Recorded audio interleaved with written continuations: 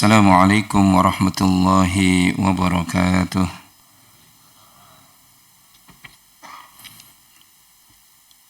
Alhamdulillahi rabbil alamin, wal aqibatu lil muttaqin, wala udwana illa 'alal zalimin. Wassalatu wassalamu ala sayyidil mursalin, nabiyina Muhammadin wa ala alihi wa ashabihi wa man tabi'ahum bi ihsanin ila yaumiddin. Qala subhanahu wa ta'ala fil Qur'anil Karim, ya ayyuhalladzina amanu taqullaha haqqa tuqatih wa la tamutunna illa wa antum muslimun. Ya ayyuhan nasu taqu rabbakumul ladzi khalaqakum min nafsin wahidah wa khalaqa minha zawjaha wa batha minhuma rijalan katsiran wa nisaa'a wattaqullaha alladzi tasaaluna bihi wal arham innallaha kana 'alaikum raqiba.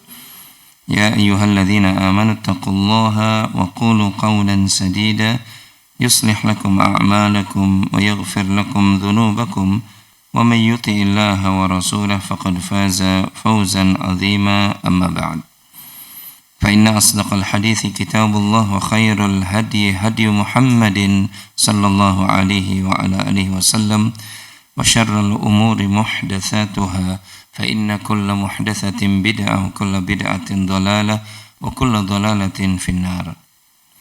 Ma'asyiral muslimin, jamaah salat subuh Masjid Az-Zumar yang semoga dimuliakan Allah Subhanahu wa taala. Alhamdulillah, kita senantiasa memuji Allah dan juga bersyukur atas seluruh nikmat yang Allah Subhanahu wa taala berikan.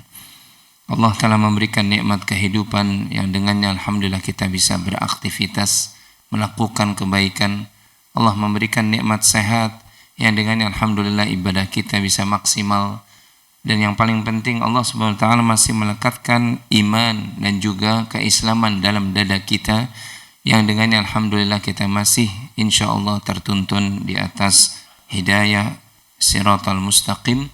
Dan mudah-mudahan Allah senantiasa menguatkan nikmatnya, menambahkan nikmatnya kepada kita, serta menunjuki jalan bagi kita menjadi abdan syakura, hamba yang pandai bersyukur. Allahumma amin. Bapak Ibu jamaah yang dimuliakan oleh Allah Subhanahu wa taala, pembahasan kita pada pagi hari ini kita ingin melihat salah satu ibadah yang sangat ditekankan oleh Allah Subhanahu wa taala kepada kita, yaitu sabar. Ya. Sabar itu bagian dari salah satu ibadah yang diperintah oleh Allah Subhanahu wa taala. Allah berfirman dalam ayat akhir dari surat Ali Imran, di ayat yang ke-200-nya Allah taala mengatakan, ya ayyuhalladzina amanusbiru wasabiru warabitu wattaqullaha la'allakum tuflihun. Wahai orang-orang yang beriman, bersabarlah kalian. Allah perintahkan orang-orang yang beriman itu untuk bersabar. Bahkan bukan sekedar bersabar, wasabiru, lipat gandakan, tambah kesabaranmu. Jadi sabar itu, sabar itu bukan sekedar perintah, tapi justru Allah menyuruh kita melipat gandakan kesabaran. Sehingga dari ayat ini para ulama mengistimbatkan perkataan rumusan sabar itu enggak ada batasnya. Yang ada itu sabar, sabar dan terus sabar. Jadi kalau orang Betawi bilang, ya di kampung saya itu kadang-kala kita suka dengar, nih gue udah habis nih kesabaran gue nih, itu enggak benar. Ya, yang ada justru apa? Kalau kita semakin diuji, diberikan mungkin sesuatu yang kayaknya kesal bagi kita, ya sabar kita. Karena nggak ada sabar itu batasannya, habisnya tidak ada. Saking tidak ada habisnya itu sabar, pahalanya juga Allah sediakan apa? Innama yuwaffas sabiruna ajrahum bighairi hisab. Sesungguhnya hanya orang-orang yang sabar yang diberikan pahala tanpa hitungan. Maksudnya apa? Nggak ada tuh angkanya. Saking tingginya nilai sabar. Maka Bapak Ibu yang dimuliakan oleh Allah Subhanahu wa taala, sampai Allah Subhanahu wa taala menggandengkan sabar itu dengan ibadah yang paling agung. yaitu ibadah sholat. Kata Allah, ista'inu, kata Allah, wasta'inu bis sabri wassalah. Mintalah pertolongan kepada Allah dengan apa? Sabar dan sholat. Sesuatu, kata para ulama tafsir, kalau digandengkan dengan satu ibadah yang lebih tinggi, ini ibadah juga tinggi. Dan nggak ada satu ibadah pun yang melebihi daripada sholat seorang hamba, nggak ada. Dan ketika Allah memerintahkan dalam surat Al-Baqarah ini, di ayat 43 kalau tidak salah, Allah katakan apa? Mintalah pertolongan kepada Allah dengan sabar dan sholat. Jadi betapa mulianya kedudukan apa? Ibadah sabar. Sehingga pahalanya juga apa tadi? Dengan sebab ibadah ini tinggi dan tidak terbatas. Ya. Oleh karena itu, ketika para ulama menjelaskan kepada kita di antara 3 bentuk sabar. Jadi sabar itu ada 3. Ya. Mana yang lebih tinggi? Apakah sabar yang pertama yaitu sabar di atas ketaatan, atau lebih tinggi juga sabar yang kedua, sabar meninggalkan apa? Larangan, atau yang ketiga sabar di atas musibah? Mana di antara 3 sabar ini yang paling tinggi? Yang berbeda para ulama. Tapi sebagian besar para ulama berpendapat sabar di atas ketaatan lebih tinggi nilainya daripada sabar meninggalkan maksiat dan juga sabar di atas musibah. Jadi ternyata jamaah yang dimuliakan oleh Allah, melaksanakan ibadah, kebaikan, itu juga butuh kesabaran. Barusan sholat subuh kita yang kita laksanakan, itu butuh kesabaran. Sabar, karena kadang syaitan itu menggoda kita. Ngapain bangun pagi-pagi, orang lagi istirahat, tidur, kan gitu. Belum lagi apa, masjidnya juga jauh, lagi juga masih gelap. Sabar kita. Ya. Menegakkan sholat yang 5 waktu harus sabar. Ya. Sebentar dipanggil oleh Allah lagi. Setelah zuhur kau udah datang waktu asar. Setelah asar bahkan lebih dikit lagi apa? Udah datang waktu maghrib. Ada yang lebih dikit lagi. Habis maghrib, perasaan baru maghrib tadi 3 rakaat udah apa? Udah isya. Melaksanakan kebaikan, menegakkan kebaikan itu kudu sabar. Ya. Dan ini yang paling berat sebenarnya. Bagaimana tidak berat? Kalau dalam bahasa kita yang lainnya, dalam bahasa agama, istiqomah di atas kebaikan itu lebih berat. Ya. Artinya dia tetap melaksanakan kebaikan, istiqomah di atas itu yang lebih berat. Orang tuh kalau sholat, Bapak Ibu, itu gampang. Ya.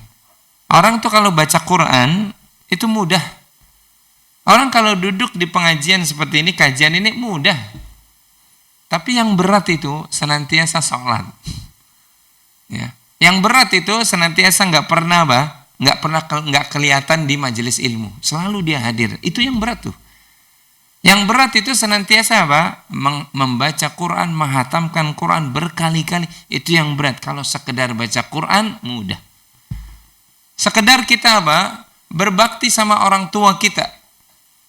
Tapi ini kelihatan wajah-wajah udah pada semua tua ya. Kayaknya orang tuanya udah pada meninggal semua ya. Maksudnya yang belakang ya. Kalau yang depan sih kecuali beliau. Masih punya orang tua, Mbak? Orang tua masih ada? Oh, kan benar kan Ustaz kan? Nggak salah kan? Ya. Rata-rata orang tua. Sama saya juga dua-duanya udah meninggal ya. Kalau sekedar ngunjungin orang tua, ngasih hadiah gampang. Yang berat itu senantiasa apa? Mengunjungi orang tua setiap pekan, membawakan sesuatu. Yang berat tuh itu. Makanya dalam bahasa lain istiqomah tuh jelas sabar. Ya. Makanya sabar yang pertama, sabar di atas ketaatan, kebaikan, sabar di atas amal soleh itu jauh lebih berat daripada yang kedua. Yang 2 tadi, yaitu sabar atas musibah dan sabar meninggalkan apa? Perbuatan maksiat. Orang tuh kalau kemudian ada perbuatan maksiat, ya Allah, minuman khamar, lebih mudah, Pak. Tinggalin aja gampang. Ya. Orang diajak berzina, naudzubillah min dzalik, tinggal tolak saja, maaf. Kasih nasihat, saya mukmin, enggak melakukan begitu. Mudah. Tapi yang berat tuh di atas kebaikan, itu yang paling berat itu. Oleh karena itu, ini bahasan kita pada pagi hari ini. Salah satu dalil yang menunjukkan sabar di atas ketaatan yang paling tinggi adalah surah Al-Kahfi ayat yang ke-28. Ya, bagi yang punya Qur'annya silakan dibuka. Apa kata Allah Subhanahu wa taala? Allah mengatakan, a'udzubillahi minasyaitonirrajim, wasbir nafsaka ma'al ladzina yad'una rabbahum bil ghadati wal 'ashi yuriduna wajhah wala ta'du 'ainaka 'anhum turidu zinatal hayatid dunya wala tuti' man aghfalna qalbahu 'an dzikrina wattaba'a hawahu wa kana amruhu furuta. Ini ayat kan sering kita baca. Udah hafal semua? Hah? Kan Al-Kahfi sering kita baca kan? Udah hafal belum? Kalau udah hafal kita uji satu-satu. Yang belum hafal mohon maaf keluar dari masjid. Biasanya Quran kalau kita sering baca Pak, pekanan harian, biasanya otomatis kalau kita nggak niat hafal pun otomatis apa? Hafal. Benar apa tidak? Benar Pak. Saya Yasin karena dulu waktu kecil sering Yasinan, hafal sendiri Pak. Ya, hafal sendiri. Ya, nggak usah jauh-jauh dah. Yang kemarin hari Jumat, yang sering dibaca oleh khatib setiap Jumat, maksudnya salat Jumat di rakaat pertama surat apa? Itu hafal sendiri, betul kan? Karena tiap Jumat kita dengar Sabbihisma rabbikal a'la alladzi khalaqa fasawwa. Kita nggak buka Quran pun nanti di pekan keberapa lama-lama apa? Hafal. Ini sama nih surat Al-Kahfi. Ini kan dibaca, ya. Dibaca setiap malam Jumat atau hari Jumat dan insyaallah kita hafal. Kata Allah, Pak, wasbir nafsaka ma'al ladzina yad'una rabbahum bil ghadati wal 'ashi yuriduna wajha. Sabarkanlah jiwamu ya Muhammad. Allah perintahkan nabinya bersabar.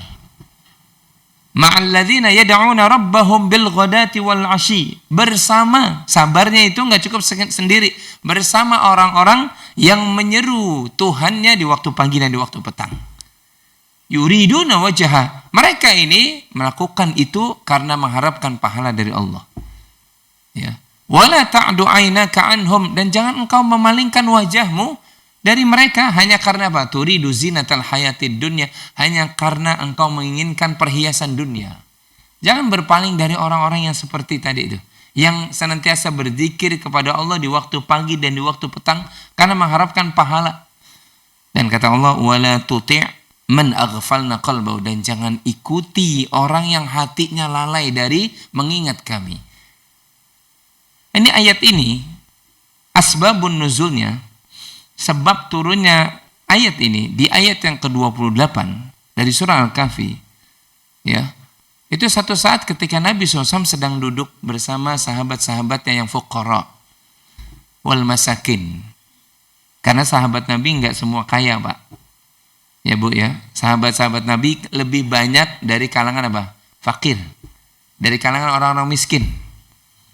Ya. Nabi sedang duduk bersama Ammar bin Yasir. Masih ingat nama Ammar bin Yasir? Pernah dengar gak Pak? Ammar bin Yasir? Yang satu keluarga disiksa ketika mereka itu beriman kepada Allah, mengikuti Muhammad SAW. Ibunya Sumayyah disiksa. Yasar atau Yasir, itu ayahnya disiksa. Sampai kedua-duanya itu menjadi syuhada pertama dalam Islam. Bagaimana tidak? Ibunya di depan Yasir ini, di depan Ammar ini, di depan anaknya disiksa dua-duanya. Ya, ibunya itu apa? Sampai disuruh mengucapkan apa? Nama-nama Tuhan mereka dan tinggalkan Muhammad. Orang-orang kafir Quraisy nih. Waktu zaman periode Makkiyah, Islam belum kuat. Nabi masih dakwah Syria, sembunyi-sembunyi di Darul Arqam bin Abil Arqam. Ketahuan juga, ya memang sudah diatur oleh Allah Subhanahu wa taala, perjalanannya begitu. Ketahuan juga orang-orang miskin dari kalangan sahabat Nabi disiksa, Pak. Sumayyah itu saking tetap teguh di atas kalimat la ilaha illallah, ditusuk. Dalam sebagian riwayat disebutkan Pak, ditusuk dari ubun-ubunnya tembus sampai kemaluannya. Ya. Dan itu dilihat oleh siapa? Ammar. Di depan matanya tuh ibunya begitu, ditusuk. Sampai menjadi syuhada, syahidah pertama dalam Islam. Syahidah pertama dalam Islam itu wanita, Pak.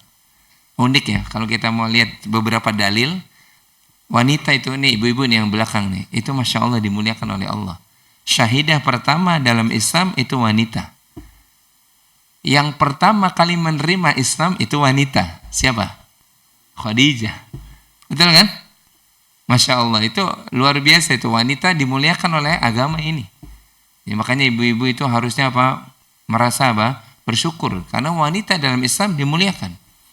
Kemudian ayahnya tadi yang bernama Yasir, ya, itu sama disiksa juga di depan Ammar sampai kemudian apa? Beliau juga menjadi syahid.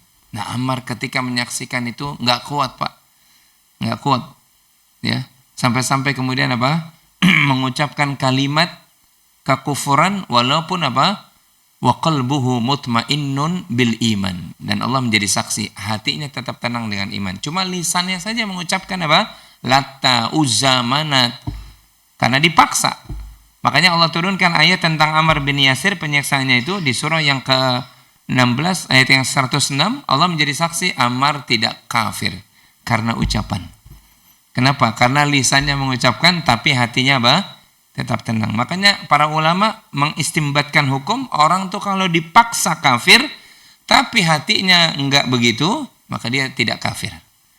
Walaupun lisannya mengucapkan kalimat-kalimat kekafiran. Nabi lagi duduk sama Ammar bin Yasir. Nabi juga ditemani oleh Khabbab ibnul Arth, Bilal bin Rabbah. Kita tahu dua sahabat Nabi ini mantan apa? Mantan budak. Bilal bin Rabbah, siapanya Nabi itu ya? Muadzinnya Nabi SAW, yang tukang azannya. Ya, kalau di sini muadzinnya tadi siapa? Hah? Ya. Sama juga.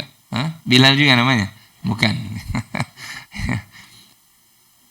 Itu mantan budak, Pak, orang miskin. Begitu pula Khabbab ibnul Arth.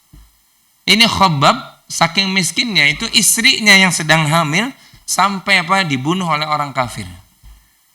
Ya, bayi yang ada di dalamnya sama apa? Ibunya apa? Wafat. Itu Khabbab itu, Khabbab ibnul Arth.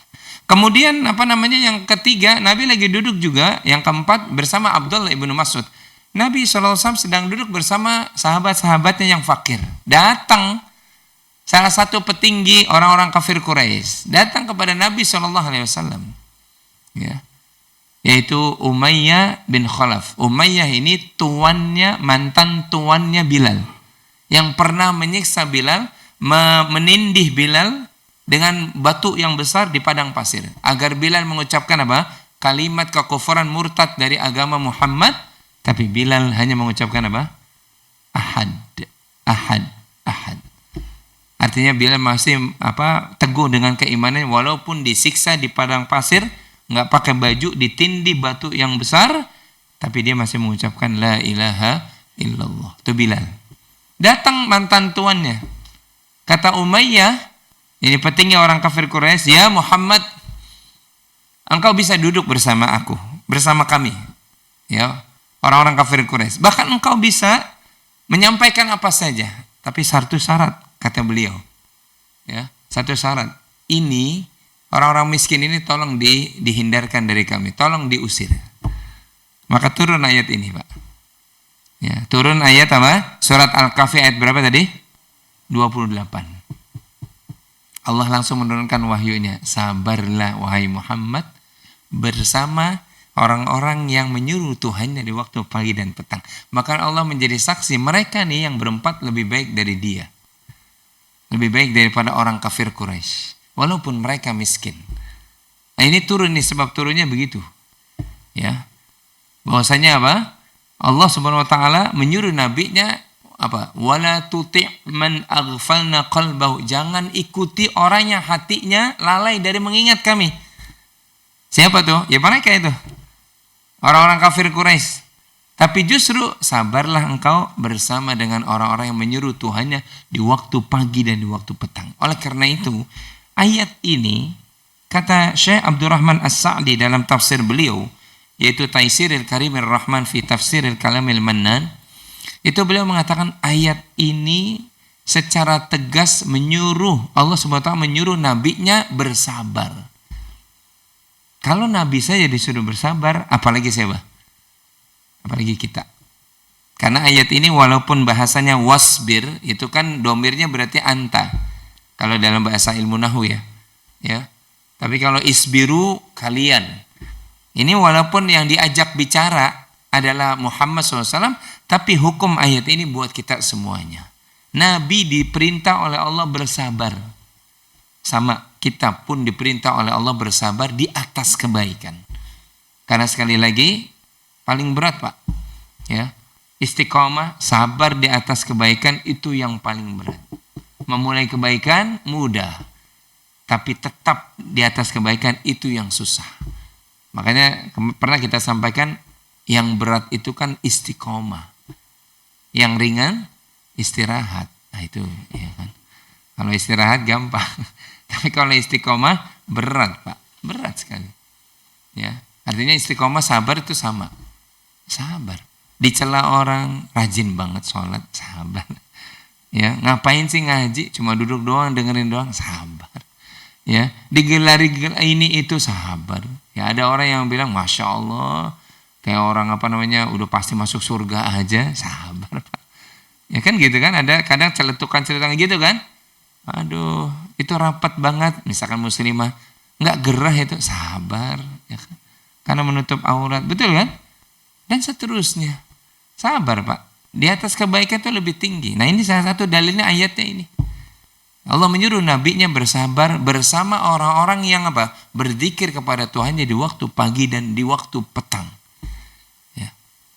Ini yang pertama, pelajaran pertama, bahwasanya ada perintah sabar di atas kebaikan dari Allah kepada kita. Dan ayat ini yang kedua, memberikan faedah kepada kita. Ya. Bahwasanya yang disabarkan itu wasbir nafsaka. Sabarkanlah nafsumu, jiwamu. Jadi ternyata sabar itu kan bermacam-macam Pak. Maaf, sabar memalingkan wajah kita, mata kita dari perkara yang tidak halal, itu iya mesti sabar juga.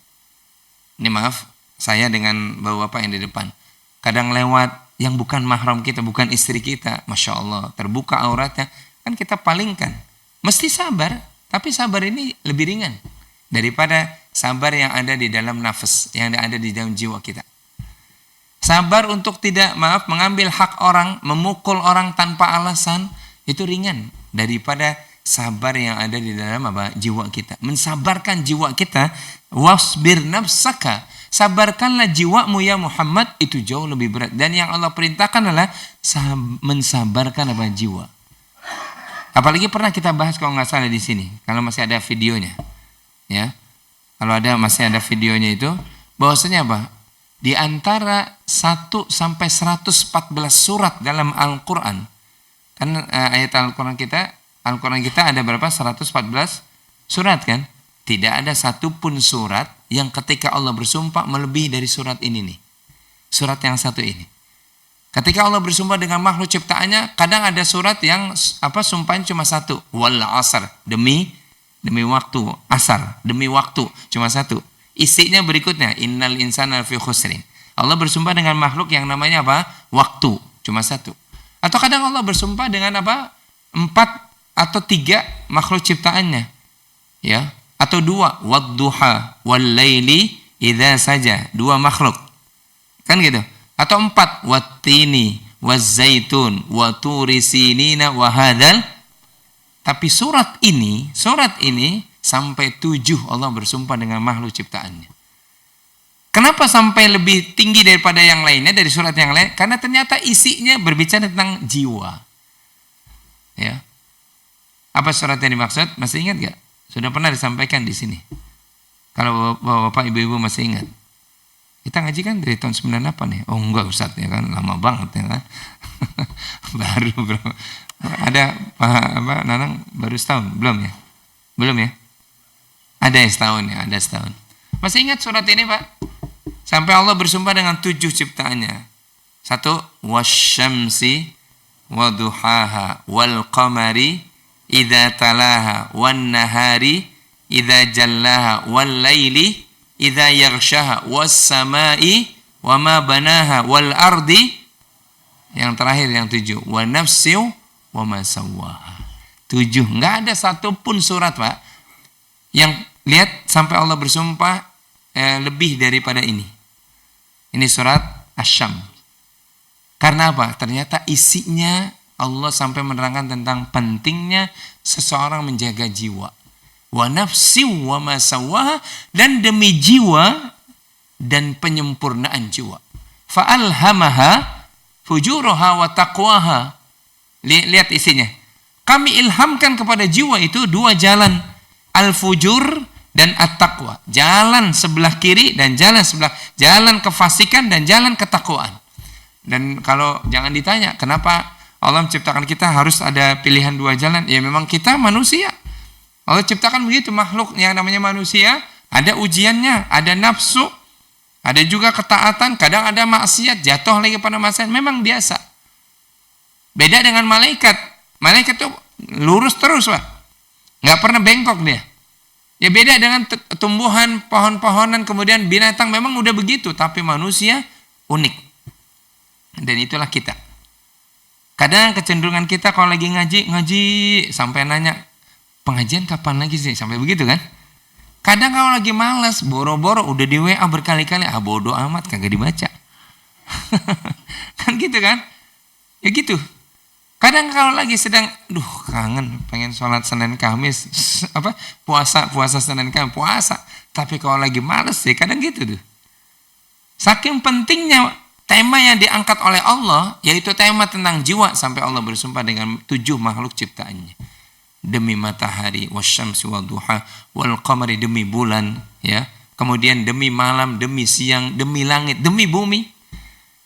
Ya. Ini menunjukkan bahwasanya ternyata mensabarkan jiwa itu jauh lebih berat. Ya, mensabarkan nafsu itu jauh lebih berat, Pak. Ya memang secara fitrah kita diberikan memang nafsu oleh Allah SWT, kecenderungan syahwat terhadap hal-hal yang memang disebutkan. Dalam surah Ali Imran ayat yang ke 14 kalau tidak salah, Allah gambarkan memang itu fitrah manusia. Zuyyina lin-nasi hubbush syahawati minan nisa wal banin wal qanatiril muqantarati minadh dhahabi wal fiddah wal khailil musawwamati wal an'ami wal harth. Dzalika mata'ul hayatid dunya. Kata Allah, telah dihiasi pada manusia, fitrahnya ya. Fitrah, Pak, Bu. Kecenderungan syahwatnya. Apa pada apa? 1, minan nisa, pada wanita. Kalau wanita pada pasangannya.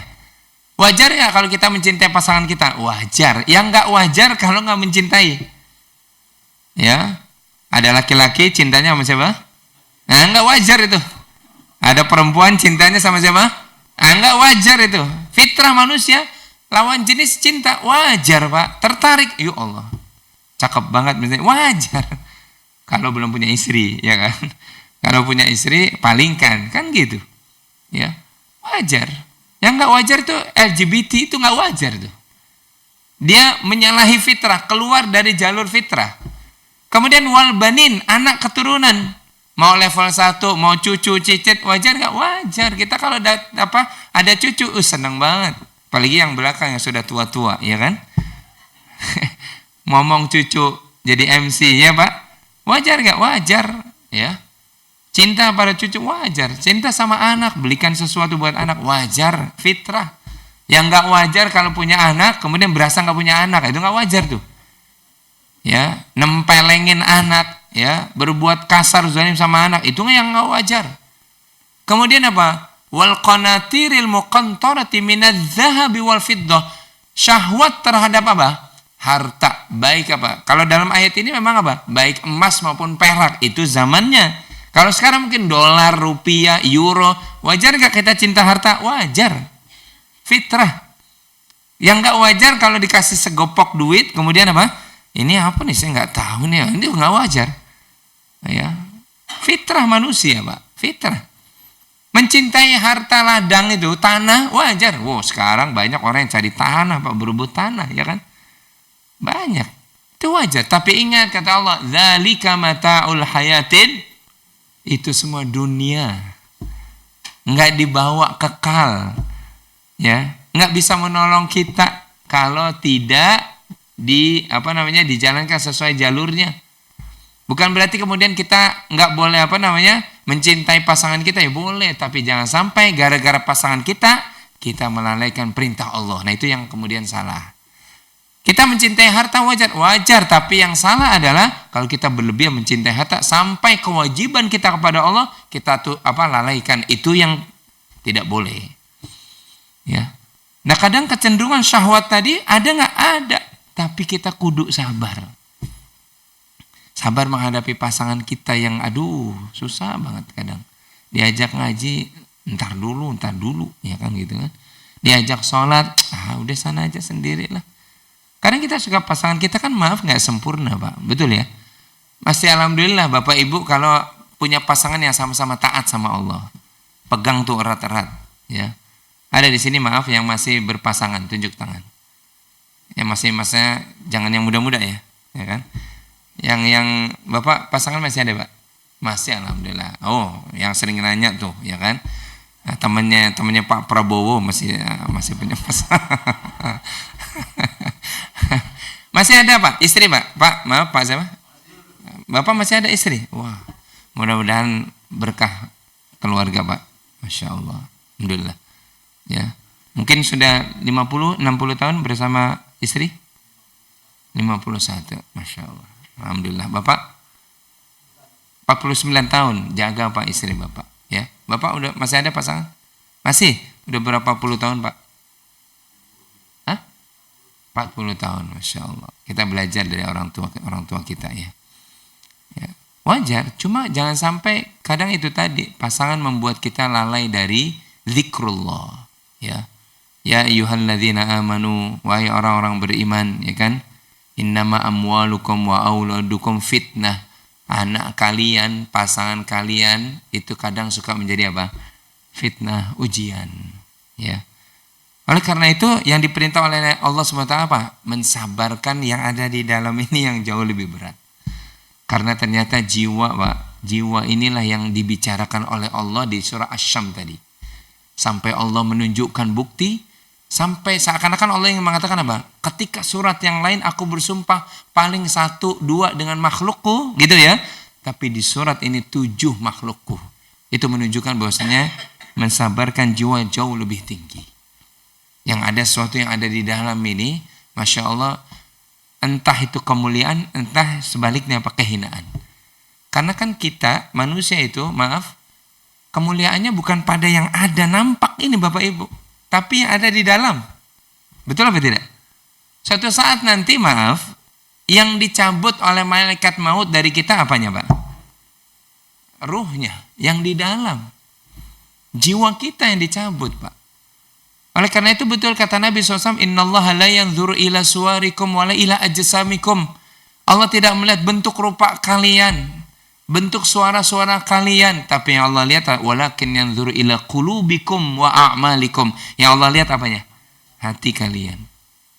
Ya, seganteng apapun orang, tapi kalau dia kerjaannya maksiat, buruk di sisi Allah. Ya.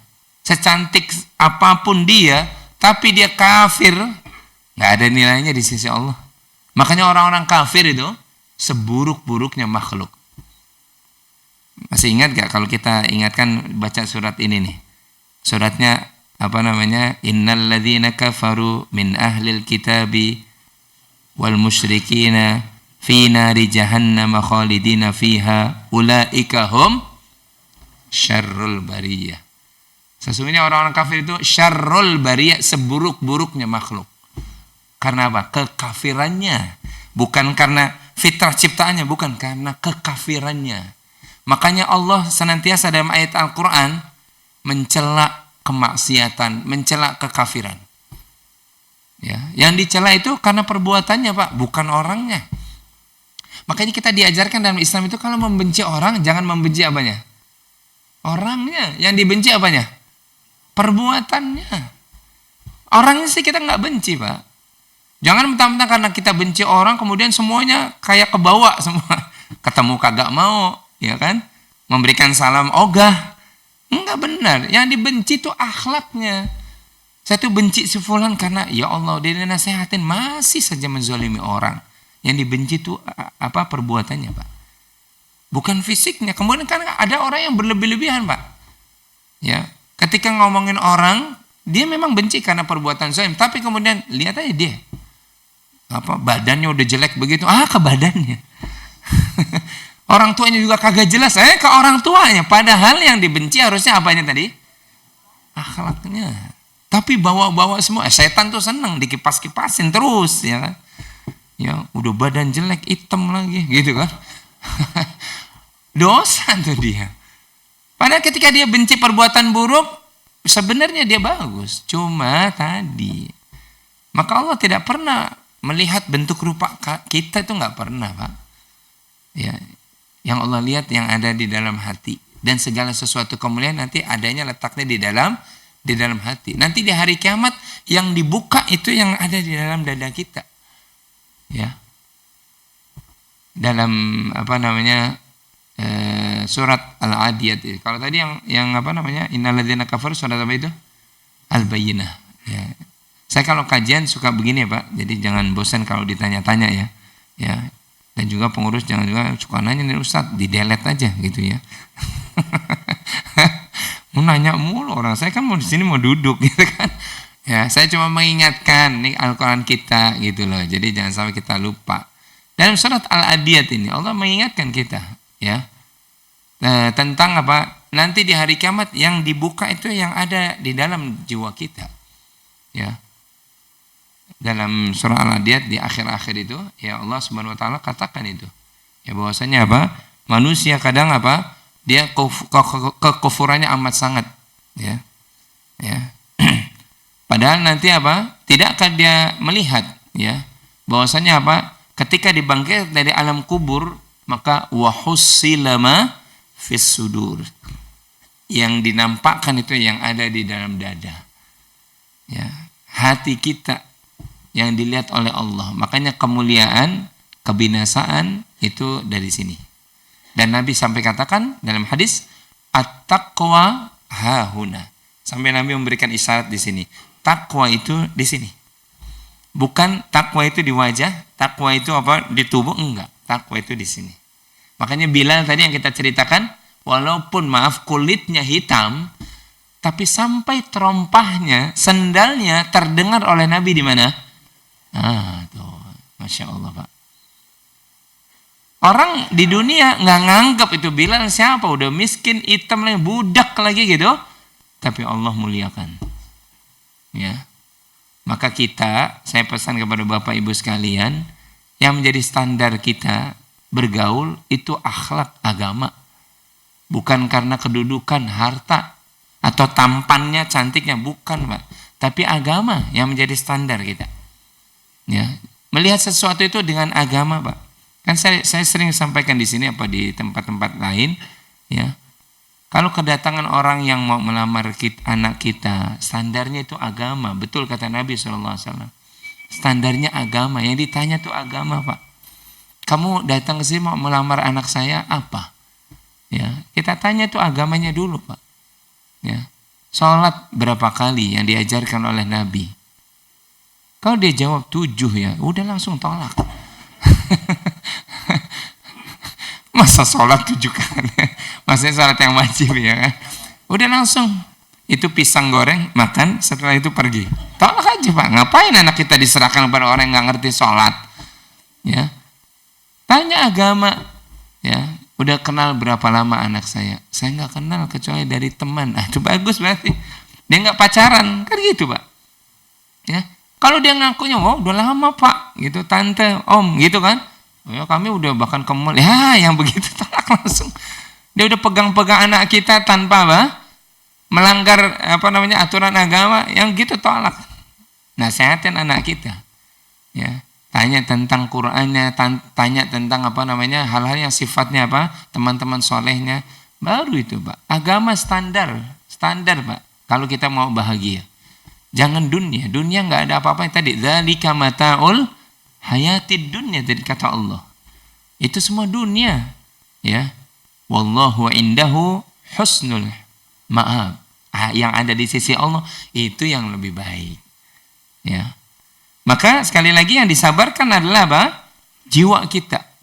Yang diperintah oleh Allah Subhanahu wa taala. Kemudian yang ketiga sekarang, ayat ini memberikan faedah kata Syekh Abdurrahman As-Sa'di, ya, bahwasanya Nabi diperintah oleh Allah bersama dengan orang-orang yang soleh. Tadi, wasbir nafsaka ma'al ladzina yad'una rabbahum bil ghadati wal 'ashyi yuriduna wajha. Sabarkanlah jiwamu ya Muhammad bersama orang-orang yang apa? Menyeru Tuhannya, berzikir kepada Tuhannya di waktu pagi dan di waktu petang. Justru Allah memuliakan tadi. Siapa yang duduk bersama Nabi? Udah lupa, belum ada 5 menit tadi. Nabi tadi lagi sedang duduk sama siapa? Ammar bin Yasir, orang miskin. Kemudian Bilal bin Rabah, Khabbab ibnu Al-Ath, Abdullah ibnu Mas'ud. Pada saat itu di Mekah ya, Abdullah ibnu Mas'ud belum kaya ketika hijrah ke Madinah. Di Mekah beliau orang miskin. Itu justru Allah memuliakan mereka dan Allah menyebut istilahnya nama mereka walaupun secara tidak langsung, sabarlah engkau ya Muhammad berserta mereka tuh. Karena mereka Allah menjadi saksi kebaikannya. Ini kata beliau, ini memberikan pelajaran kepada kita, kita mesti memilih-milih teman duduk kita dan hanya yang soleh. Ya. Karena pertemanan dalam agama kita, Pak, pengaruhnya enggak sekadar di dunia, tapi sampai apa? Di akhirat. Dan ini sering kita sampaikan. Memilih dan memilah teman itu penting dan diajarkan oleh agama kita. Bahkan sampai Nabi SAW mengatakan apa? Berteman dengan orang yang soleh, permisalnya seperti duduk bersama siapa? Tukang minyak wangi, pembuat minyak wangi. Kalaupun kita enggak mampu membeli itu minyak wangi, gitu ya, tapi minimal ketika kita terus duduk bersama orang yang pembuat minyak wangi, badan kita jadi apa? Wangi. Duduk sama orang yang baik, sama orang yang taat, sama orang yang sering baca Quran, lama-kelamaan kita begitu. Ya. Minyak wangi itu permisalan yang luar biasa dari Nabi ya. Bergaul dengan orang apa? Yang soleh, itu seperti duduk bersama tukang minyak wangi. Ya, walaupun kita belum mampu beli, tapi pasti kita wangi, Pak. Coba sekali-kali, ya Bapak Ibu lewat ya dari Cililitan mau ke Condet, itu semua kan tukang minyak wangi. Bapak Ibu bolak-balik aja 100 kali, insya Allah keluar dari Cililitan wangi. Silakan, udah saya buktikan kok. Cuma sekedar nanya, boleh muter lagi, keluar silakan, ya nyobain. Wangi, Pak. Apalagi kalau kita beli kan gitu. Dan kata Nabi, duduk apa? Wal jalisus duduk bersama orang yang buruk itu seperti duduk bersama tukang besi, ya, pandai besi. Walaupun mungkin nggak kebakar baju kita, pakaian kita atau badan kita, tapi minimal apa? Bergaul dengan orang yang buruk itu baunya nempel di kita.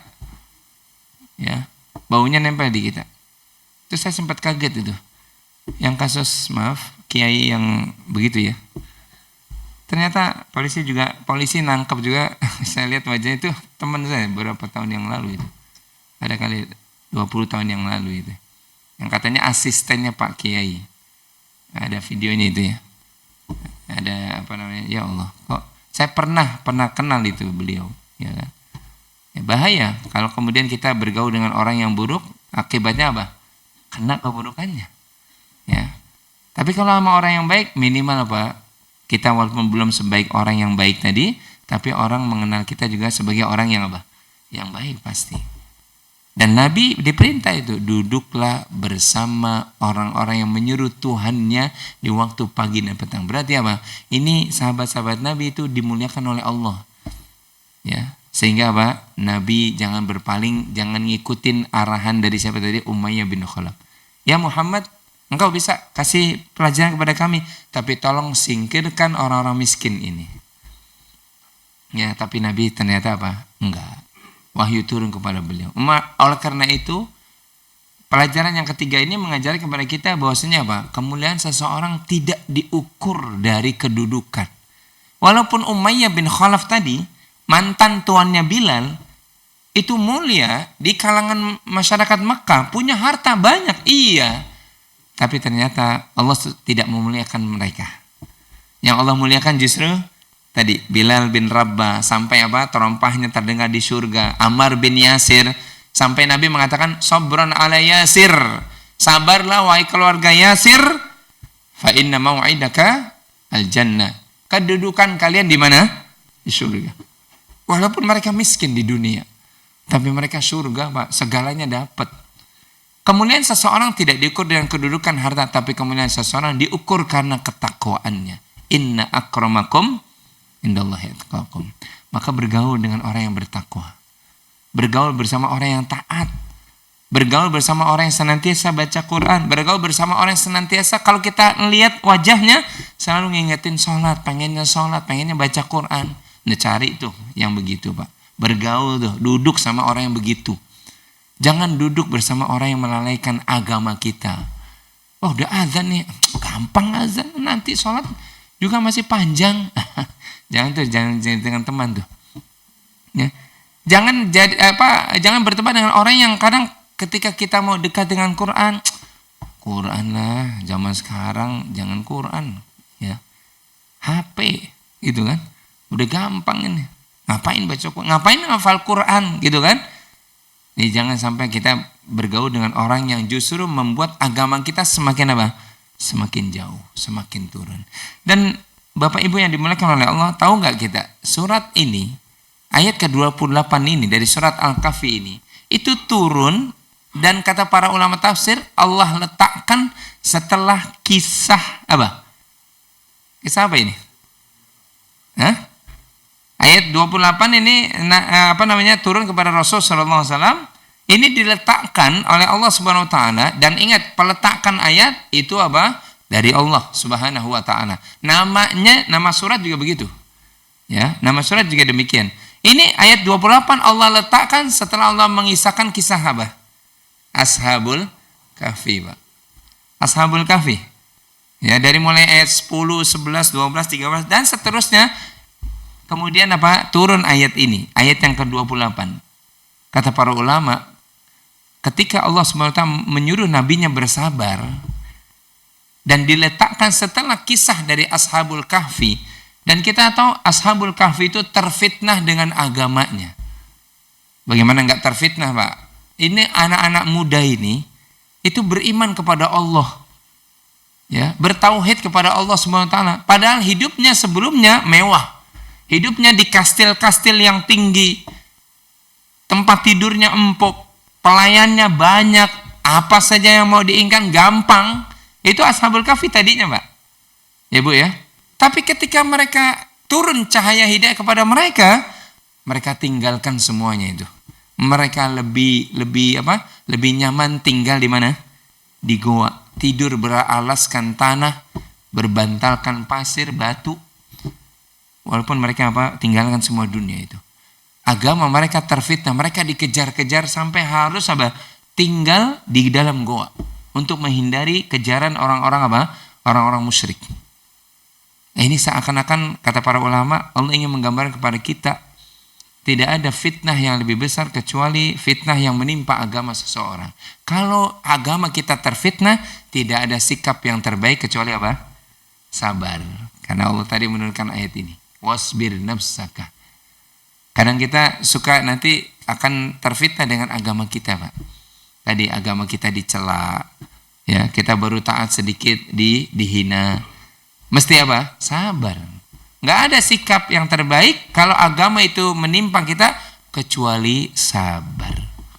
Dan yang terakhir sekarang, faedah yang keberapa? 4 atau 5? 4. Faedah yang keempat, kata beliau, Allah memberikan gambaran pelajaran kepada kita dalam surah Al-Kahfi 28 ini tentang pentingnya zikir pagi dan zikir petang. Wasbir nafsaka ma'al ladzina yad'una rabbahum bil ghadati wal 'ashyi. Bersabarlah engkau ya Muhammad bersama orang-orang yang menyeru Tuhannya di waktu pagi dan di waktu petang. Di waktu zikir pagi dan di waktu apa? Zikir petang. Ini menunjukkan tentang keutamaan zikir pagi dan zikir apa? Petang. Dan itu diajarkan, dituntunkan oleh Nabi kita sallallahu alaihi wasallam. Ada zikir pagi, ada zikir apa? Petang. Setelah kita sholat subuh, berzikir, ya, beristighfar, bertasbih, bertahmid, kemudian kita isi sebelum suruk dengan zikir pagi. Kecuali kalau dalam kondisi kita lagi taklim, yang lagi kajian. Zikir pagi, petang itu pelindung kita, Pak. Ya Bu ya. Nggak boleh kita meremehkan zikir. Dan Allah menyuruh kita, ya ayyuhalladzina amanu dzkurullaha dzikran katsira. Wahai orang beriman, berzikirlah kalian kepadaku dengan zikir yang banyak. Maksudnya kata para ulama tafsir, senantiasa dalam kondisi apapun berzikir, bukan zikir sekedar banyak. Karena banyaknya Nabi SAW, kata para ulama, nggak pernah lebih dari 100. Bagi yang muqayyad ya. Bagi yang mutlak berapapun memang silakan. Ya. Dalam kondisi berdiri, duduk maupun berbaring, dalam kondisi kita berzikir. Alladzina yadhkurunallaha qiyaman, kemudian wa qu'udan wa ala junubihim wa yatafakkaruna fi khalqis samawati wal ard. Ya, orang-orang ulul albab, orang-orang yang berzikir pada Allah dalam kondisi diri, duduk dan berbaring. Nah, itu zikron katsira. Karena zikir itu kata Al-Imam Ibnu Qayyim itu ibarat baju besi seseorang. Seorang prajurit itu kalau mau perang kan butuh apa? Baju besi, Pak, yang akan melindungi dia dari apa? Dari panah, dari tombak, dari alat-alat yang tajam manapun, itu baju besinya, Pak. Sama. Ya, kita kalau berzikir kita sedang membuat apa? Perlindungan buat diri kita dari apa? Dari macam-macam, Pak. Dari musuh kita yang terlihat maupun musuh kita yang tidak terlihat. Dari tadi tarikan-tarikan syahwat ataupun maksiat-maksiat yang lainnya dengan zikir. Makanya Nabi pernah mengatakan dalam hadis riwayat Imam Muslim kepada para sahabat, ala adullukum, maukah kalian aku tunjuki bi amalin, satu amalan yang amalan ini lebih dicintai oleh Tuhan kalian. Yang amalan ini lebih tinggi daripada kalian menebas kepala musuh atau kepala kalian ditebas oleh musuh. Maksudnya lebih mulia dari jihad di jalan Allah. Dan amalan ini lebih berharga daripada harta-harta kalian. Kata para sahabat, bala ya Rasulullah. Tentu amalan apa itu ya Rasulullah? Kata Nabi, zikrullahi ta'ala. Berzikir. Jadi jangan sampai kita remehkan zikir, Pak. Apalagi zikir pagi dan petang. Kalau kita membaca Bismillahilladzi la yadurru ma'asmihi syai'un fil ardi wala fis sama wa huwas sami'ul, itu dilindungi kita. Enggak ada satupun yang memudaratkan. Kalau kita dibaca waktu petang, a'udzu bikalimatillahi tammati min syarri ma khalaq, apapun keburukan dijauhkan oleh Allah Subhanahu wa taala. Itu zikir, sekali lagi manfaat sekali, Pak. Makanya jangan pernah kita alpa dari zikir pagi dan zikir petang. Itu kekuatan, Pak, kekuatan. Ada saya baca di dalam kitabnya Al-Imam Ibnu Qayyim. Kami itu tahu sekali guru kami, Syekhul Islam Ibnu Taimiyah, itu nggak bisa ditemui kecuali setelah waktu duha. Kami nunggu di luar. Nah, ini bunyi yang kedua, bunyi apa? Isyraq ya. Nah, di sini banyak banget bunyi sih, ya kan? Jadi kita nanya-nanya deh, ya. Tadi bunyi apa? Sekarang bunyi apa lagi nih, ya kan? Tadi sampai mana tuh? Saya jadi lupa.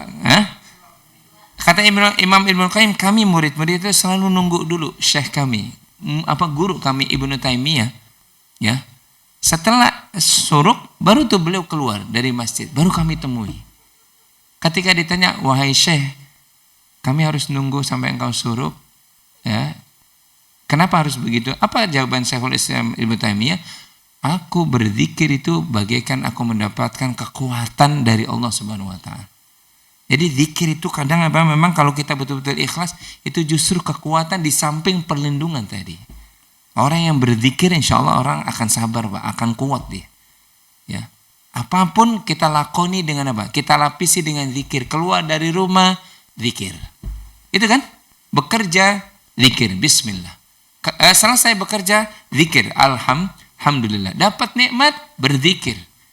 Ada musibah, berzikir. Ini orang yang kuat nih, insya Allah. Ya, makanya lapisi kita dengan apa? Zikir tadi. Semakin baju besinya tebal, jangankan panah, tombak yang lebih dahsyat dari panah itu nggak bisa menembus. Sama, semakin sering kita kuat dengan zikir, syaitan pun nggak bakalan apa? Nggak bakalan kuat dalam diri kita. Maka penting bagi kita apa? Senantiasa dalam kondisi berzikir.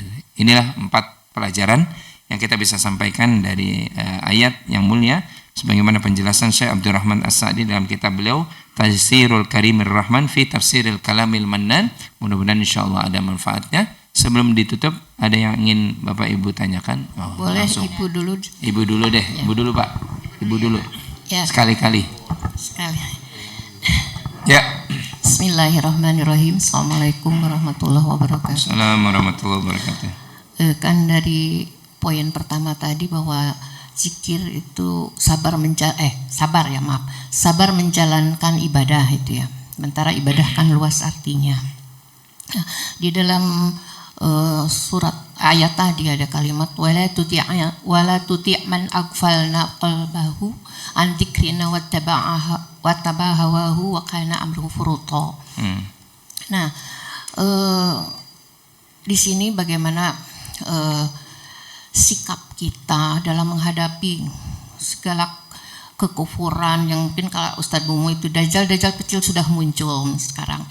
Bagaimana menghadapi kekufuran, kebodohan, kezaliman yang nyata-nyata ada di depan, bahkan dilakukan oleh orang-orang yang jelas-jelas punya status di masyarakat, bahkan penguasa. Nah, di sini apakah kita mau menggunakan kacamata kuda saja dengan kata-kata yang taat pada ulil amri minkum misalkan, padahal dalam surat lain dikatakan bahwa kuntum khairu umat ukhrijat linnasi ta'muruna bil ma'ruf wa tanhauna 'anil munkar. Nah, jadi apa sih yang action kita? Kalau misalkan tadi ditekankan oleh Ustadz juga bahwa ayat ini turun berkaitan dengan Ashabul Kahfi, bagaimana dia action dia ketika berhadapan dengan penguasa yang zalim. Jadi bagaimana ini Ustadz kita? Karena ada beberapa yang kadang-kadang suka sabar di hati gitu aja. Walau alam bisa. Assalamualaikum warahmatullahi wabarakatuh. Dikumpulkan dulu Pak, silakan. Assalamualaikum warahmatullahi wabarakatuh. Pak, katanya kita itu 87% Islam. Tapi yang menjalankan diteliti lagi cuma 39%. Berhubungan dengan Ibu tadi sabar. Sekarang Indonesia itu dikasih Allah semua punya. Sabar Pak, sabar. Dikasih sama orang kafir. Sama si omon-omon kata Bapak tadi. Ya Pak, ini sabar terus. Sampai kapan Pak? Sehingga orang ini menderita semua. Itu Pak. Ya, terus pertanyaannya? Jadi, pertanyaannya, benarkah itu orang kalau membuat suatu gerakan merebut kembali kedaulatan rakyat? Benar itu Pak atau enggak? Ya. Itu aja Pak. Baik. Satu lagi terakhir tadi, ya Pak, yang di samping. Ya, hubungan antara sabar dengan ikhlas itu posisinya gimana Ustaz? Ya, baik, barakallahu fiik. Cukup dulu ya. Emang Az-Zumar ini mantan-mantan pejabat semua ya kan. Dari awal pertama saya ngisi ya kan. Masya Allah ini Pananang nih ya kan. Pejabat Telkom. Telkom apa Indosat? Muamalat. Baik, barakallahu fiik. Yang pertama dari Ibu tadi ya. Sebenarnya kaitannya juga sama dengan pertanyaan orang tua kita yang kedua tadi, berkaitan dengan situasi kondisi yang ada ya. Yang pertama mesti kita sampaikan Pak, Bu, agama kita itu turun ya untuk semua, termasuk untuk waktu sampai hari kiamat. Sehingga perintah dan ayat-ayatnya juga untuk apa? Semua umat dan semua keadaan. Itu satu dulu yang kita meyakini. Jangan sampai ada kemudian di antara kita yang berpahamkan bahwasanya apa? Enggak, ini turun kan pada saat itu saja gitu ya. Pada saat Nabi lagi naik onta misalkan. Kalau ada orang yang menghina begitu. Sekarang udah enggak tepat lagi. Itu ayat ini turun berkaitan dengan kisah pada saat itu. Enggak. Kita yakini bahwasanya apa? Islam ini adalah syumul, ya, syamil wa mutakamil. Islam itu untuk semua, sempurna sampai hari kiamat. Islam sebagai satu-satunya jalan hidup buat manusia. Hakikatnya buat semua manusia, ya. Cuma ada yang beriman, ada yang kafir, ya. Kemudian yang kedua, termasuk berbicara tentang masalah perintah-perintah sabar dalam Al-Quran maupun dalam hadis-hadis Nabi SAW, itu perintah dari Allah kepada kita dalam kondisi apapun. Dalam kondisi apa?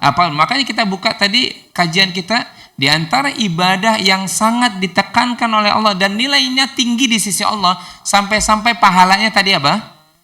Bi ghairi hisab, innama yuwaffas sabiruna ajrahum bighairi hisab. Hanya orang yang sabar yang diberikan pahala tanpa apa? Tanpa hisab, maksudnya tanpa hitungan. Hitungannya saking besarnya, nggak ada tuh angkanya, nggak nyampe. Berarti kan tinggi sekali itu orang yang sabar. Memang kita diuji Pak, Bu, dengan berbagai hal yang kecil sampai kepada hal yang besar. Kita tadi yang kecil udah kita sampaikan, diri kita, keluarga kita, anak kita, betul ya? Udah. Termasuk kita kadang diuji dengan apa? Masyarakat kita, bahkan tempat di mana kita tinggal, Allah sedang menguji kita. Tapi ingat tadi, agama turun memberikan apa? Solusi. Dan solusinya itu apa? Memang betul sabar. Kalau kemudian ada yang bertanya, apakah kita tidak boleh kemudian seperti Ashabul Kahfi tadi, yang dia juga punya action? Jawabannya apa? Boleh, tapi sesuai rule, sesuai aturan dalam agama. Ingat, tadi kan kita udah sampaikan berulang kali, standar kita semuanya itu dalam hidup ini adalah apa ya? Agama Pak, bukan nafsu dan bukan hitungan akal kita. Tapi agama yang jadi, maksudnya Allah dan Rasulnya menjadi petunjuk bagi kita, bagaimana Nabi SAW menunjukkan kepada kita bergaul dengan penguasa. Nah, baca dulu nanti kita.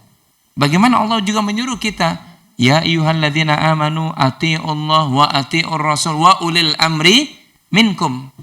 Ada nggak ayatnya kemudian apa? Wa ulil amri minkum in kanu, gitu ya. Dengan syarat ulil amrinya itu apa?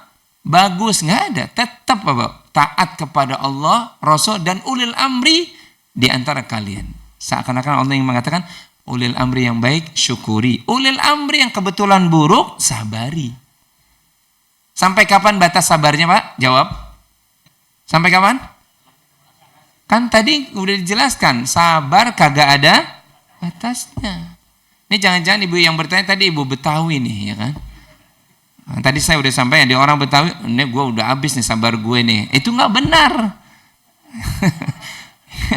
Ya, gue udah habis nih. Nggak benar itu. Itu syubhat itu. Ya. Sampai kapan Pak? Sampai Allah memenangkan kita, yaitu apa? Nanti Allah berikan pahala besar, ya, karena kesabaran kita. Nanti ibu, maaf, termasuk juga kita semuanya baca kisah para ulama yang sabarnya luar biasa terhadap kezaliman ulil amri. Enggak cukupkah seorang Hasanul Basri? Hasan Basri itu Pak, jaraknya dekat dengan Nabi. Beliau termasuk tabi'in yang belajar sama sahabat. Sahabat ketemu dengan Nabi. Hasanul Basri itu, Masya Allah Pak, menghadapi penguasa yang zalim, apa kemudian kumpulkan semua murid? Enggak. Ketika dia kumpulkan murid kemudian dia langsung protes kepada, enggak ada ceritanya Pak. Yang ada Hasanul Basri tetap konsentrasi pada majelis ilmu. Nah, ini yang kadang satu hal ini yang sering kita lupakan Bu. Banyak orang yang enggak sabar kemudian enggak duduk di majelis. Kalau dia duduk aja di majelis ilmu, niscaya Allah akan berikan ilmu, tuntunan, arahan kepada dia. Kebanyakan kita, yang di luar enggak duduk di majelis ilmu. Yang ada gejolak aja. Yang ada hamasyah saja, semangat saja, tapi tanpa ilmu. Coba kalau dia berilmu, coba lihat para ulama dulu. Hasanul Basri sampai muridnya mewanti-wanti, semoga engkau masih pulang bersama kami, ketemu wahai guru. Dipanggil oleh penguasa karena ada satu urusan di mana semua ulama kalau dipanggil kemudian pulang tinggal tinggal nama. Hasanul Basri tegar datang ke penguasa, kemudian pulang lagi ke hadapan muridnya. Ditanya oleh murid-muridnya, engkau bisa ketemu kami lagi, apa rumusan wahai syekh, wahai alim? Apa jawaban Hasanul Basri? sepanjang jalan aku berzikir. Ya, sepanjang jalan aku apa? Berzikir. Nah, itu tadi faedahnya. Kalau kita berzikir insya Allah Allah tolong, Pak. Apa kurangnya Imam Malik, Pak? Imam Malik itu. Nah, ini dulu kita waktu kecil, ya. Kalau pernah dengar ini keterangan, dulu kita waktu kecil dan memang benar. Itu ada orang yang kalau sholat, ya kan ngangkat tangannya, kemudian langsung apa? Lurus. Tahu kayak kita.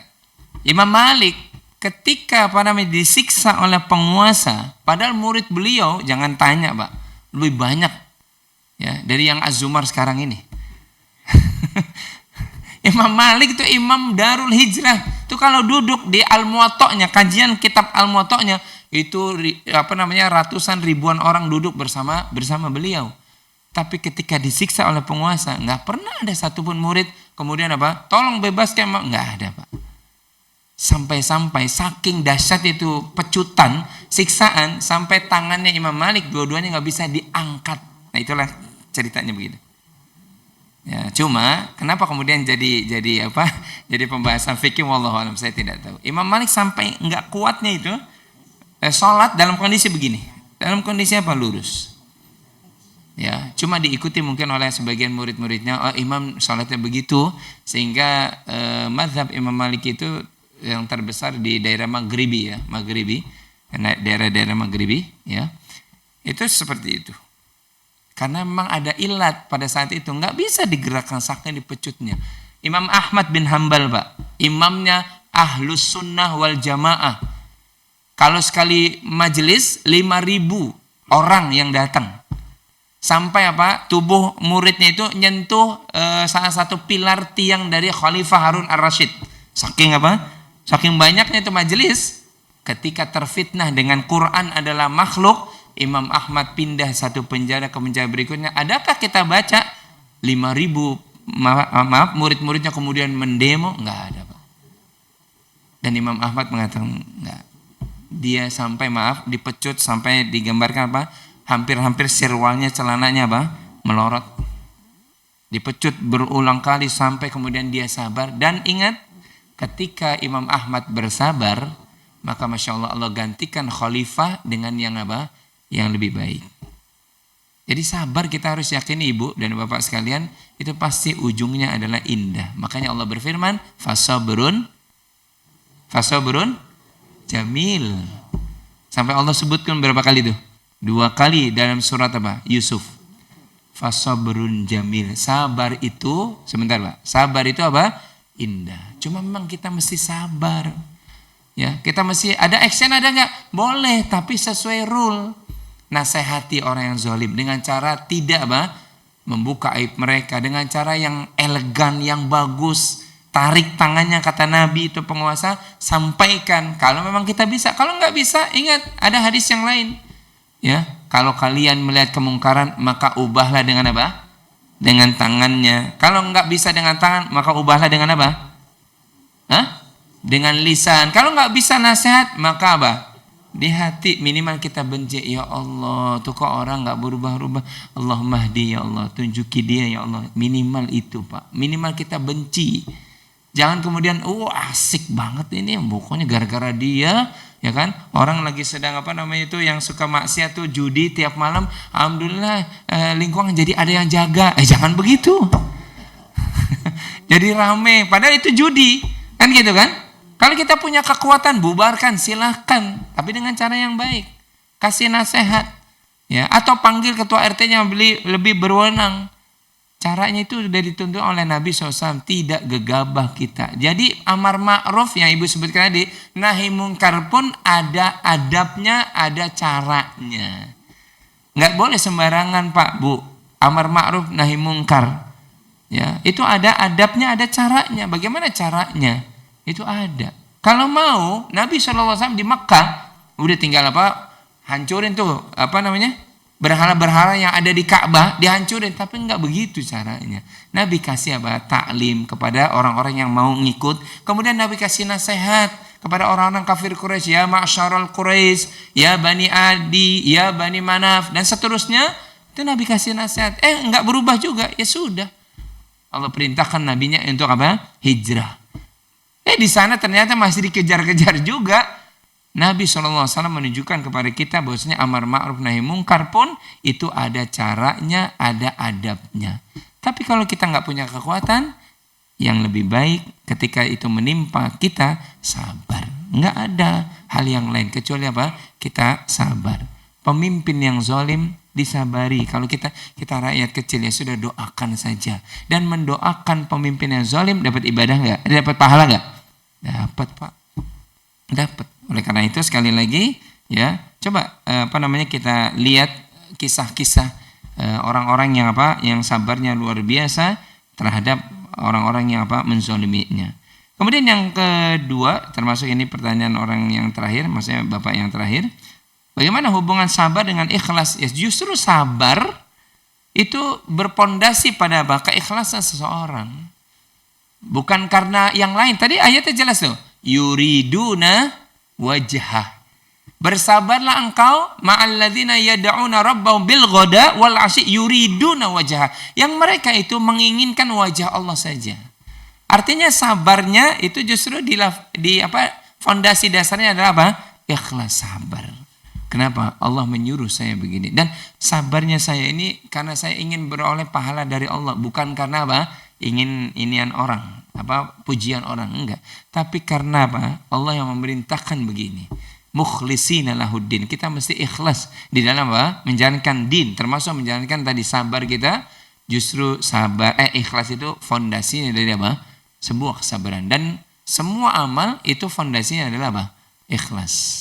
Ya, jangan sampai kemudian justru kita bersikap ini dan itu bukan karena Allah Subhanahu wa taala. Termasuk sabarnya karena Allah. Karena ada orang yang sabar tapi karena seseorang, ya. Gue sabar aja karena gue belum punya kedudukan. Nanti pokoknya kalau punya kedudukan gue hantem semua. Nah, itu berarti nggak sabar. Itu sabarnya berarti bukan ikhlas karena Allah. Ada gak orang yang begitu, Pak? Ada. Gue sabar aja nih karena ada mertua. Kalau kagak ada mertua gue celak lo gitu, misalkan gitu. Berarti dia sabarnya nggak ikhlas. Paham sampai sini? Paham ya? Jadi sabar memang, ikhlas itu fondasi, Pak. Kalau dia sabar dalam kondisi apapun, kalau dia ikhlas dalam kondisi apapun dia sabar. Bukan karena ada sesuatu baru dia sabar, enggak. Karena dalam kondisi apapun, karena keikhlasan tadi menyuruh dia bersikap sabar. Wallahu taala alam. Tayyib. Masih ada? Ya, imam kita. Ya, masih ada Bapak. Silakan. Kita batasi tetap ya. Baik, saya tadi menyinggung terkait dengan ungkapan bahwasanya seseorang wali atau orang tua saat datang kepadanya seseorang untuk anaknya gitu ya, yang pertama lihat adalah agamanya gitu ya. Tapi pada faktanya kadang banyak orang tua yang katanya harus realistis gitu dalam memandang hal itu gitu. Kadang-kadang yang datang orang yang paham agama tapi malah dipandang sebelah mata gitu. Tapi orang yang datang kemudian dengan membawa kendaraan mewah segala macam, walaupun orang ini nggak paham agama, justru itulah yang paling diutamakan. Nah, bagaimana sikap orang tua seharusnya dalam hal ini? Karena banyak orang tua yang kadang-kadang berpikir mau dikasih makan apa anakku kan gitu. Kalau misalkan hanya sebatas belajar agama saja gitu. Nah, ini harus kita luruskan terkait ini. Gitu. Ya, barakallahu fiik. Pak, yang terakhir ya, samping Pak. Nah, samping. Enggak, gantian. Sabar Pak, sabar. Ya kan, sabar. Assalamualaikum warahmatullahi wabarakatuh. Waalaikumsalam warahmatullahi wabarakatuh. Ini ada pernyataan Habib Rizik itu ya menyorot kebiasaan melontarkan dari presiden mengenai perubahan ya kabur yang nggak nyaman atau apa sampai segitunya pernyataan itu gitu, artinya kita itu Habib itu sampai-sampai kalau bisa dites NDA-nya atau bagaimana gitu.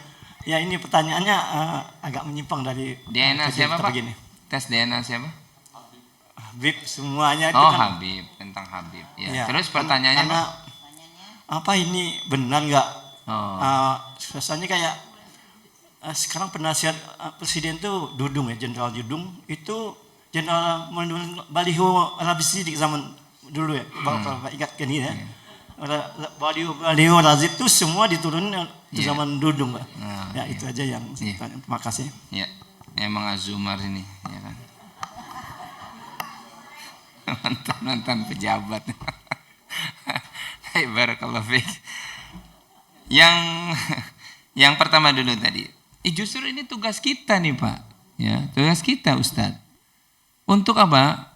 Menyampaikan bahwasanya yang jadi standar harusnya di zaman penuh dengan fitnah ini kembali kepada agama. Jangan sampai agama jadi apa? Ditinggalkan. Agama jadi hanya sekedar lipstick ya, betul ya? Lipstick kan? Lipstick semata. Hah? Iya deh pokoknya. Jangan hanya sekedar jadi apa KTP doang. Enggak, agama itu tempat kita kembali meraih kebahagiaan. Kata Imam Malik, ya, kalian tidak akan pernah mendapatkan kebahagiaan sebelum kalian menempuh jalan orang-orang yang sudah bahagia. Siapa yang dimaksud beliau? Para sahabat. Mereka udah dijamin surga kan? Mereka sudah dijamin surga oleh Allah. Abadan abidin, udah kekal selamanya, tinggal ikuti saja. Nah sekarang banyak orang yang anti terhadap agama. Masa apa-apa sekarang diukur dengan agama sih, ini zaman udah modern. Walaupun modern, tapi Islam tetap sampai hari kiamat. Kita katakan begitu. Ya, jangan malu kita untuk apa? Kembali kepada Islam dengan bicara, dengan pakaian, dengan akhlak, jangan malu Pak. Ya, walaupun kadang orang jadi menganggapnya aneh gitu ya. Ingat sabda Nabi, bada al-islamu ghoriban. Islam dulu datangnya juga apa? Asing. Ya, asing Pak. Wa sayaudu ghoriban kama bada. Dan dia nanti akan kembali asing seperti sedia kala dulu. Tapi kata Nabi apa? Fatuba lil ghuraba. Beruntung orang yang apa? Yang asing. Kalau kita katakan bahwasanya ini saatnya nih agar kita nggak terhempas oleh fitnah menjadi orang-orang yang rugi, saatnya kita kembali. Kata Allah, fafirru ilallah. Kembalilah kalian, larilah kalian kepada Allah. Artinya kembali kepada Allah. Tegakkan agama ini dalam diri kita, dalam keluarga kita, anak kita, istri. Tegakkan agama, jangan malu. Sampaikan termasuk misalkan tadi. Ya, soal orang yang mau datang mau minang anak kita, standar agama kata Nabi, walaupun wanita dinikahi dengan 4 hal.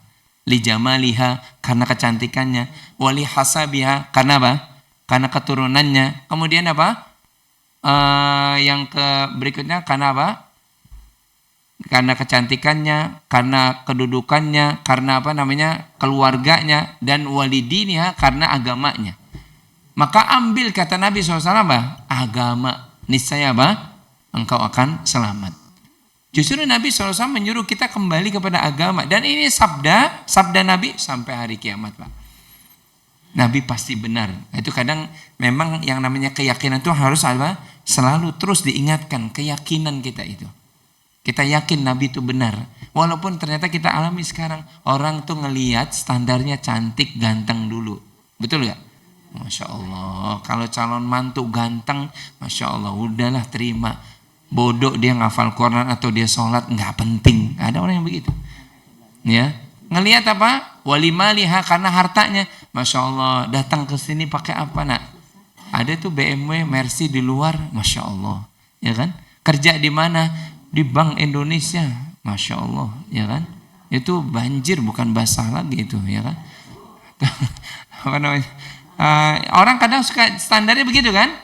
Kalau kita yang ngaji nih, kita ngomong yang ngaji aja udah nggak usah jangan jauh-jauh. Kita yang ngaji nih, yang hari ini ngaji, duduk di majelis kajian ini, kita kalau bisa menjadi orang yang mencontohkan. Kalau saya nanti enggak, saya cari yang saya tanya dulu tentang agamanya dulu, ya. Jadi kalau kita yakin, pasti insya Allah kita akan memperoleh kebahagiaan. Sebab Nabi yang mengatakan begitu. Tugas kita yang menyampaikan kepada orang. Orang mau ngikut atau tidak, ya itu urusan dia. Tapi tugas kita menyampaikan. Tolong agama itu dipakai. Jangan sampai agama dibuang, jangan. Ya. Kemudian yang kedua, kalau tentang masalah tadi kasus sebenarnya udah lama nih ya, beberapa tahun maksudnya beberapa bulan yang lalu tentang masalah itu Habib benar atau tidak, perasaan pernah saya sampaikan juga ya. Ya. Kalau bicara tentang keturunan Nabi SAW, itu masih ada atau tidak? Masih Pak. Walaupun dari jalur tentu anak Nabi dari Fatimah, Hasan, Husain dan seterusnya ada.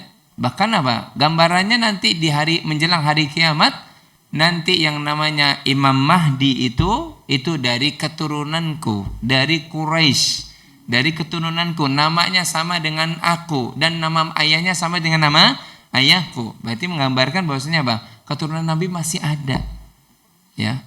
Tapi yang namanya keturunan, yang kedua yang perlu kita jelaskan, kita dudukkan adalah keturunan tidaklah menjadi jaminan utama seorang pasti selamat.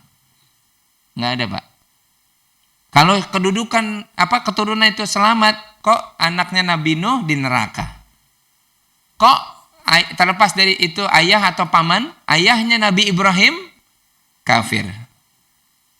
Nggak sesuai dong. Ya memang tidak sesuai. Kenapa? Islam mengajarkan bukan keturunan yang menjadi keselamatan, tapi ketakwaan, ketaatan, ketundukan dengan apa yang Allah turunkan, itu yang menjadi jalan selamat, bukan keturunan. Apalagi Nabi dalam riwayat Imam Muslim mengatakan kata Nabi SAW, man bata'a amaluhu, siapa yang lambat amalnya, bahkan hampir nggak pernah beramal, lam yusri nasabuhu, nasabnya, keturunannya nggak bisa menolongnya.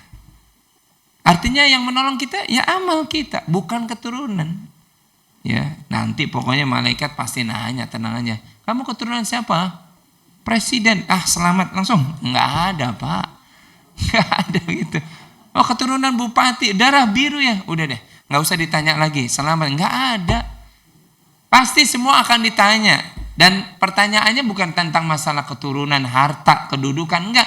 Yang ditanya, man rabbuka, siapa Tuhanmu? Kalau orang yang senantiasa bertauhid, dia akan dikokohkan oleh Allah. Yuthabbitullahu alladhina amanu bil qawlis thabiti fil hayatid dunya wa fil akhirah. Allah akan meneguhkan tuh orang yang bertauhid, nanti ketika di hari kiamat di alam kuburnya, Allah teguhkan itu, dia bisa menjawab pertanyaan tersebut. Tapi orang yang maksiat ketika ditanya simpel, man rabbuka, siapa Tuhanmu? Kata Nabi di dalam hadis Abu Daud, la adri, aku nggak tahu. Padahal pertanyaannya simpel, Pak. Ya, tapi jangan saking simpelnya kemudian dibaca di hafal-hafal, man rabbuka, Allahu rabbi, man rabbuka, Allahu rabbi. Nggak begitu. Bukan begitu, bukan dihafalin, tapi diamalin, itu agama. Maka nanti otomatis ya di alam kubur Allah teguhkan tuh keimanan kita, bisa jawab, wa madinuka al-Islam, wa man hadzal rajul, siapa laki-laki ini, alladzi yub'atsu fika, yang pernah diutus untukmu, Muhammad sallallahu alaihi wasallam. Ya, dalam redaksi hadis yang lainnya, siapa nabimu, Muhammad sallallahu alaihi wasallam. Nggak ada tuh pertanyaan, berapa hartamu ketika engkau kesini, ketika engkau alam kubur. Berapa istrimu? Jadi ya nanti saya nggak diundang lagi besok Mananang ya kan sama ibu-ibu. Ya, darahmu apa? Nggak pernah ada pertanyaan begitu. Maka yuk kita kembali ke agama kita, kaji agama kita. Kalau bisa makmurkan ini masjid, bahkan masih banyak yang belum ngaji kan? Masih banyak gak? Besok kalau bisa 2 kali lipat dari yang sekarang. Saya tandain nih semuanya nih, wajah-wajahnya. Jangan cuma banyak nanya doang. Ya, ajak orang, ya kan? Ajak untuk ngaji. Belum paham Ustaz, enggak apa-apa, duduk. Belum mengerti juga 2 kali, duduk. Ya, makmurkan masjid ini. Bahkan Masya Allah, siapapun yang pernah andil kebaikan untuk bangunan masjid ini jadi Jadi jariah. Kita ngajak orang, ayo ngaji. Toh juga maaf di sini berapa kali dalam sepekan? Cuma sekali, ya kan? Ngaji lah. Makmurkan masjid kita. Ya, duduk di majelis ilmu, fahami dulu Pak, pelan-pelan. Insyaallah taala nanti jalannya waktu kita diberikan ilmu oleh Allah Subhanahu wa taala. Mudah-mudahan insyaallah ada manfaatnya pagi hari ini, dan mudah-mudahan Allah istiqomahkan kita di majelis ilmu. Mudah-mudahan Allah sehatkan fisik kita, sehatkan keluarga kita di atas ketaatan kepada Allah. Mudah-mudahan Allah selalu mudahkan kita, jadikan kita orang-orang yang senantiasa berbakti kepada orang tua kita. Dan mudah-mudahan Allah hadirkan kepada kita pemimpin-pemimpin yang takut kepada Allah Subhanahu wa taala, Sekiranya pemimpin kita berbuat zalim, semoga Allah berikan hidayah kepada mereka sehingga mereka hanya takut kepada Allah, mengamalkan tuntunan dari Allah Subhanahu wa taala. Allahumma amin. Wa sallallahu ala nabiyina Muhammadin wa ala alihi wasallam. Subhanakallahumma bihamdik asyhadu an la ilaha illa anta astaghfiruka wa atubu ilaik. Wassalamualaikum warahmatullahi wabarakatuh.